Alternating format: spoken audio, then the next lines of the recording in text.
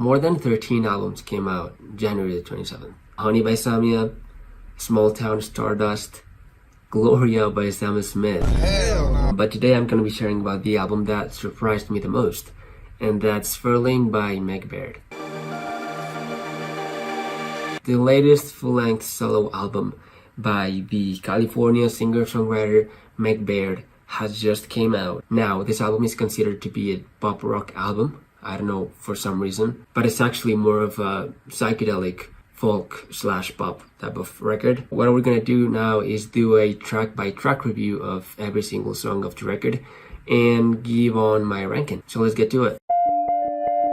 We start with the first song of the album, Ashes Ashes. That's heavily directed in its production. The percussion and piano is completely the guide of this song, and the vocals work as another piece of instrumental. This is only going to be the introduction for what this record is going to be like, where the instrumental will feel quite nuanced but also full of layers, but also very simple and clean. You know, it's a beautiful start for the record and one of my favorite tracks already. About the next track, Star Hillsong, it has a very clean production, feels very familiar, giving you a very comforting vibe.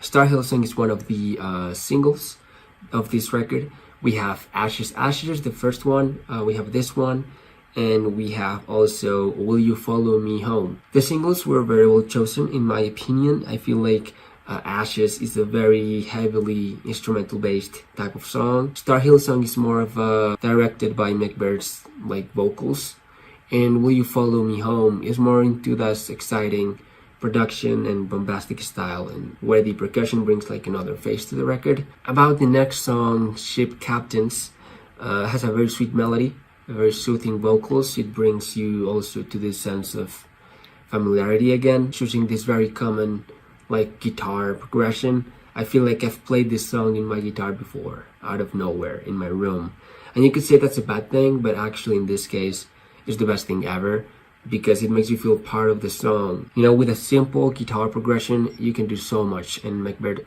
truly does that. About Cross Bay, has a beautiful chord progression again, very light in vocal performance but quite exciting in its guitar, bringing some necessary dynamism to the track. It makes it feel very calming but also slightly edgy and exciting, which is always necessary for an album. So far the tracks have been pretty long. We're talking about like 5 or 6 minutes, and despite being sometimes repetitive in chord progressions and style, you never really get tired of it, and that has to do with the type of album that this is. I feel like this is not the type of album where you keep a few songs and put them on a playlist. This is one of those projects that you just feel like you have to go outside and listen to the whole thing front to back, and it's always going to be a great experience. About the next track, 12 Saints, at this point it's clear that this album brings the guitar and instrumental to the main sort of role of all the songs.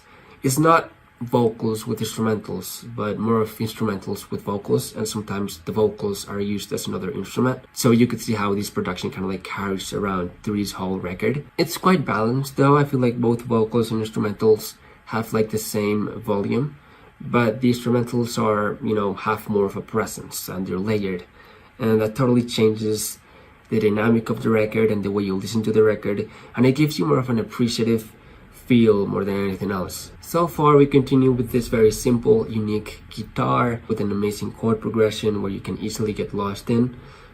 This one brings a darker feel than the others, reminding me to some Bad for Lashes. Perhaps also the falsetto here is very reminiscent to that. It's so awesome how you never get tired of the guitar. You could say this record is very one-dimensional in production and delivery, but the guitar itself is so rich in sound and layers that is really all you need to make a beautiful album or a beautiful track. The Saddest Verses is an incredible track. The guitar is once again being present, but it does have some other stylistic choices and production direction that sets it apart from the other songs. It reminds me a bit to Low Roar, songs like Easy Way Out or Nobody Loves Me Like You, mainly for the pacing and the stylistic choices, but it still remains in this classic folky singer-songwriter where the guitar is still important and in every way spins it out with some psychedelic influence. Will You Follow Me Home is clearly more bombastic.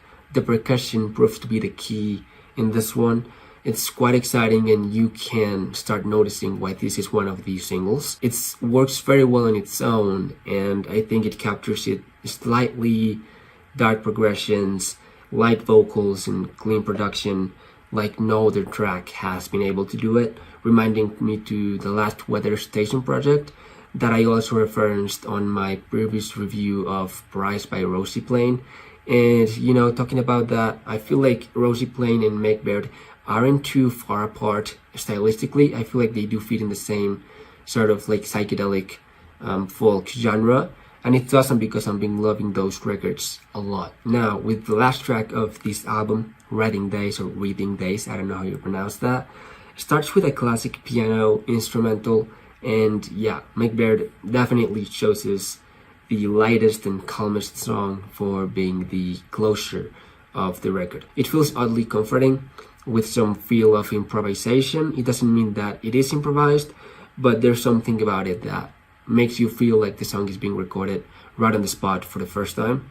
And it just feels very unique and real and perfect for being the closing statement. I think it's very great. After a few listens, I've came to the conclusion that this is a very great and beautiful album. It's very layered, both in vocal performance, lyrics, and production. The guitar is always beautiful front to back.